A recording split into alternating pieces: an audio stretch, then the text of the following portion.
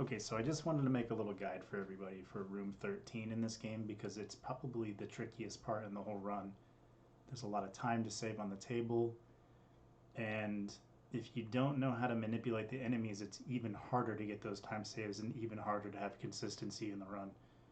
So what you see here on the right is a chart I've made, all the enemy types. Um, they all have a value. The top of the chart, you have the bat looking guy, his value 0. Underneath, you have the kind of lobster looking dude. It's like a spider, maybe, I don't know, but he's a 1. Jellyfish is a 2.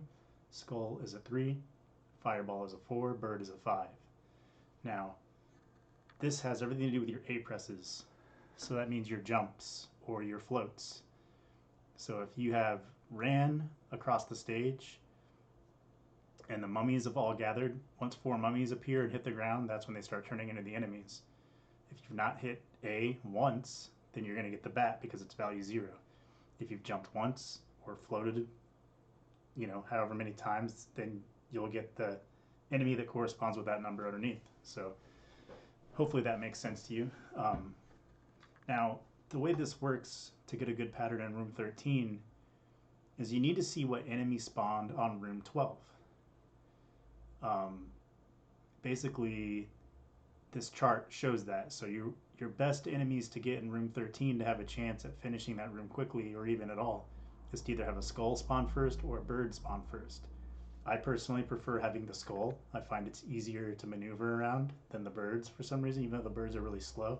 I just felt like I had more consistency with the skull. Maybe it'll be different for you. But if you look at the chart, let's say in room 12, when you were exiting, the last enemy to appear was the bat, then 3 A presses will make a skull appear, and so will 9. I put these two numbers as a reference. 3 probably wouldn't work because of the way the stage works, but 9 might. But then you look at the bird, it's like, oh, 5, that's actually pretty doable. So 5 would be smarter. So let me just show you what the stage gameplay looks like. I have a little recording here from my PB. It's just going to loop. But we'll start in room 12, and you'll see there's going to be a skull in the bottom left, and then I jump. And since the skull had already appeared when I jumped, that means I'm actually on the bat value, or I'm sorry, on the fireball value. So then I have to look at the fireball because that's the next enemy, right? Because I pressed A after the skull appeared. So that's fireball value. So that means I need to press the A button 5 times to get a skull on the next screen. So let's walk through it. Jumped, there's the skull, right? I jumped. So we're at fireball value. So that means I need to go 5 presses. So you'll see here, as I come swooping into the left, I'm going to press A 3 times in the air. You'll hear it. 1, 2, 3, and then 1, 2. So the 3 across the top, 4 to grab those 2 bombs, 5 to grab the next 2, land on the ground, run right, and jump, and the skull has already appeared, and it will loop again, and we can see it happen. So there, I've got the skull.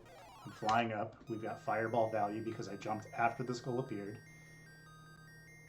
And then we're going to swoop in left with 3 A presses, 1 A press to grab the bombs, another A press. Listen, you'll hear the taps. 5 taps. Jump.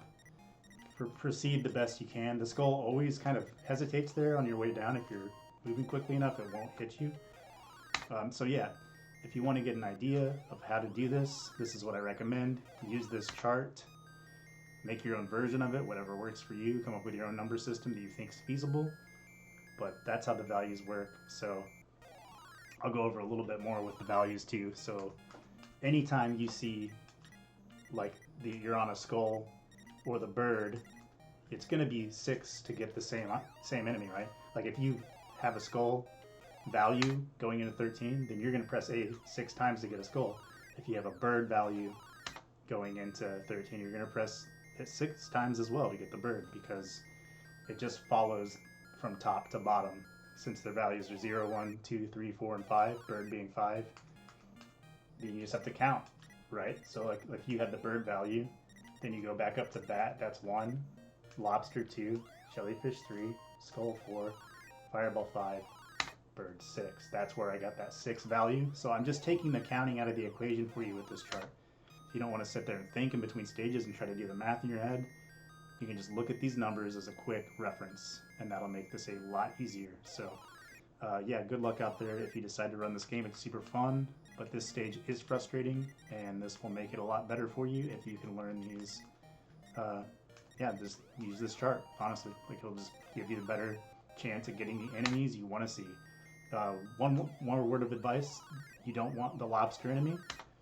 You really just don't want lobsters appearing on the screen, and there's kind of no way to deal with that. Like, you're trying to go for a skull or a bird off that first enemy, and then your movement afterward makes enemies spawn every A press after, causes the rest of them to spawn weird. I got lucky, I got fireballs here, and it worked. So, it just depends on how it pans out. You're going to reset here a lot, so just accept that and have fun with the game. All right, thanks.